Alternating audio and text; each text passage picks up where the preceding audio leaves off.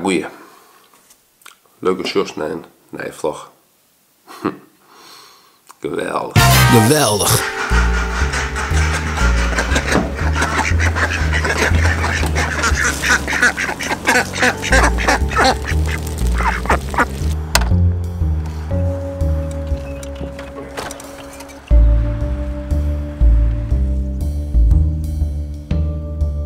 Zat je misschien weten? Zat je misschien weten? Weten? Zit er een spar in het centrum van Ljout? Nou, bottom line is, we halen geen koffie op dit moment. En we beginnen naar de spartown. Ja, zeggen we van het lekkere waar, hè? Wie even in de war? Hoi mannen! Ik denk dat de spar tegen de bier is qua supermerk van ons kantoor van Ode. Nou, zoals eerst, ik ben dus verkouden. Wat, om in een simmer dan verkouden te wezen, maar ja, dat gebeurt. Ik denk trouwens dat ik ondersteunen ben toch Welmer, het heerschap Welmer Meijer. Ja? Ja, die weer al een weekend bij me en die weer nou echt snot verkouden. Ik ga nou even mijn bekken weg.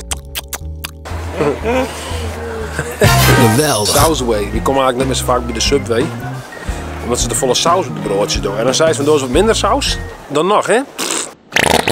Ik scan tegen je maat, joh. Dopen ze het broodje in de saus van rituele saus in. Dan wie een frommerske die weer verliefd op me. Wie de McDonald's. Hoi. Hi!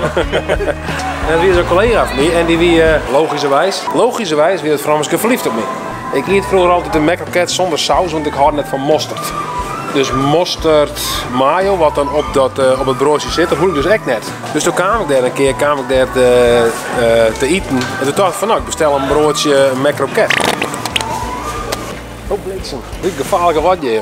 En zoals van daad van liefde naar Mita, die is extra saus op de McRocket. Als dat zeker doen onder druk. Ik ga bij het holtjebeker hier zo, in het nekje. En dan ga ik mij de hollen en de noos zo in de saus drukt. Ik zei... Sta je dat ermee, toch? Ja, als met de volle saus. Dat is gewoon gebeurd. Maar zelfs is de helte van dit verhaal net weer.